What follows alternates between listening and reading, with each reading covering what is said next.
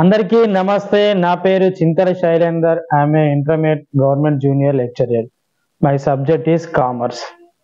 తెలంగాణ రాష్ట్రంలోనైతే రేపటి నుంచి టుమారో అంటే 28 ఫిబ్రవరి 2024 రోజు నుంచి అయితే ఇంటర్మీడియట్ విద్యార్థులకైతే ఎగ్జామ్స్ అయితే జరగబోతున్నాయి. సో ఇప్పటి వరకు అయితే విద్యార్థులందరూ అయితే బాగా ప్రిపేర్ అయ్యారు కాబట్టి సో ఎగ్జామినేషన్ హాల్కి ఎప్పుడు పోవాలి, సో మనము భయం లేకుండా బాధ్యతగా ఏ విధంగా ఎగ్జామ్ రాయాలో ఈ వీడియోలో అయితే మీకు చిన్న చిన్న టిప్స్ అయితే మీకు అందించబోతున్నాను.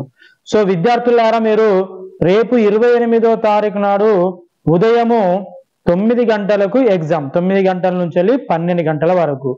సో ఇప్పటి వరకు అయితే మీ సబ్జెక్టులలో మోడల్ క్వశ్చన్ పేపర్స్ ఏ విధంగా ఉన్నాయో ఆ మోడల్ క్వశ్చన్ పేపర్స్ అయితే ఫస్ట్ క్వశ్చన్సే ప్రిపేర్ అయి ఉండాలి. క్వశ్చన్స్ ఏ సెక్షన్ లో ఎన్ని ప్రశ్నలు ఇస్తాడు, ఎన్ని రాయాలి, సెక్షన్ బిలో ఎన్ని ప్రశ్నలు ఇస్తాడు, ఎన్ని రాయాలి, ఇట్లా ఎంపీసీ వాళ్ళు కావచ్చు, బైపీసీ వాళ్ళు కావచ్చు, సిఈసి హెచ్ఈసి వాళ్ళు కావచ్చు, ఇంకా వొకేషనల్ కోర్సులు కావచ్చు. సో ప్రతి సబ్జెక్ట్ యొక్క క్వశ్చన్ పేపరే మీకు వచ్చి ఉండాలి, బైహార్ట్ చేయాలి. ప్రశ్నే రావాలి, మనకు ఫస్ట్ ప్రశ్నే రావాలి, ప్రశ్నే అర్థం కావాలి. అప్పుడే మనము ఎగ్జామ్లోనైతే ఈజీగా ఆన్సర్స్ అయితే మనము రాయగలుగుతాం. అయితే మీరు రేపు 28వ తారీఖు నాడు ఎగ్జామ్ కాబట్టి ఈ రోజే మీ యొక్క సెంటర్కి అయితే వెళ్ళి రండి.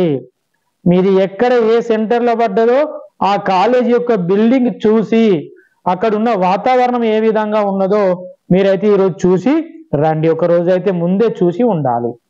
మరియు రేపు ఉదయం మీరు దూర ప్రాంతాల్లో ఉన్న వాళ్ళైతే ఉదయాన్నే మీరైతే బయలుదేరండి. దాదాపు 9 గంటలకు ఎగ్జామ్ ఉన్నదంటే 8 గంటల వరకు మీ యొక్క ఎగ్జామ్ సెంటర్ కాడ ఉండండి.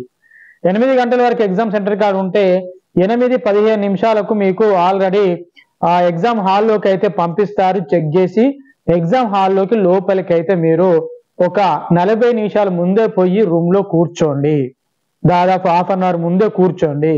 కొంచెం మనకు ఎగ్జామ్ ఫియర్, భయం ఉంటది కాబట్టి ఒక 40 నిమిషాల ముందే నువ్వు ఎగ్జామ్ హాల్లో కూర్చుంటే కొంచెం హార్ట్ బీట్ అనేది ఎక్కువగా ఉండి ఏదో పోలియో లెక్క కొంచెం భయం అనేది మనకు అనిపిస్తూ ఉంటది.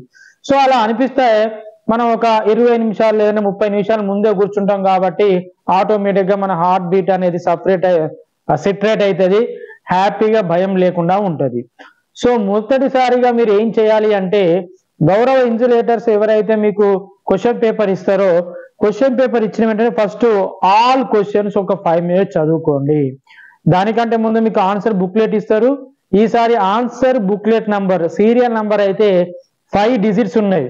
1 2 3 4 5 ఇట్లా 5 digits ఉంటుంది. ఓఎంఆర్ షీట్ పైన కూడా 5 digits వేయండి. ఫోటో ఐడెంటిటీ షీట్ పైన కూడా 5 digits వేయండి. అది గౌరవ ఇన్సులేటర్స్ అయితే చెప్తారు. సో ఫస్ట్ మీరు ఏం చేస్తారంటే ఈ క్వశ్చన్ పేపర్ లో ఖచ్చితంగా మీరు చదివిన పర్ఫెక్ట్ గా ఏ క్వశ్చన్లు అయితే మీకు వచ్చినాయో ఆన్సర్స్ ఫస్ట్ అదే క్వశ్చన్ నంబర్ వేసి మీరు రాయండి. భయం అవసరం లేదు, రాయండి. సో ఇట్లా ఖచ్చితంగా పర్ఫెక్ట్ గా మీరు వచ్చినాయి ఫస్ట్ ఎట్లనైనా రాయవచ్చండి. ఫస్ట్ క్వశ్చన్ అయితే ఫస్ట్ రాయవచ్చు, లేదంటే 8వ క్వశ్చన్ అయితే 8వ క్వశ్చన్ ఫస్ట్ రాయవచ్చు. ఇట్లా వరుసగా సీక్వెన్స్ గా రాయాలనే చట్టం అయితే ఏం లేదు. సో ఫస్ట్ వచ్చిన క్వశ్చన్ రాయండి, తర్వాత కొంచెం వచ్చిన క్వశ్చన్లు అవి రాయండి. మిగతా రాని క్వశ్చన్ కి రిలేటెడ్ ఏదైతే మీ ఇమాజినేషన్ కనిపిస్తుందో మీ సబ్జెక్ట్ రిలేటెడ్ అయితే మీరు రాయండి. టోటల్ గా పూర్తిగా ప్రతి సెక్షన్ లో ఎన్ని క్వశ్చన్స్ ఉంటాయో అన్ని క్వశ్చన్స్ విత్ ఆన్సర్స్ అయితే క్వశ్చన్లకు ఆన్సర్లు అయితే రాయండి. సో హ్యాపీగా మీరైతే వచ్చిన పర్ఫెక్ట్ గా మళ్ళీ ఇంకోటి ఆన్సర్ బుక్లెట్ లో ఏ ప్రశ్న అయితే రాస్తున్నారో ఆ ప్రశ్న యొక్క నంబర్ అయితే ఆన్సర్ బుక్లెట్ లో వేయాలి. సో థ్యాంక్ యూ, ధన్యవాదాలు. ఆల్ ద బెస్ట్ చెప్తున్నా మీ అందరికీ. సో విద్యార్థుల దేవుళ్ళు కాబట్టి సో మీరందరూ ఫస్ట్ క్లాస్ లో పాస్ కావాలని మనస్ఫూర్తిగా కోరుకుంటున్నాను.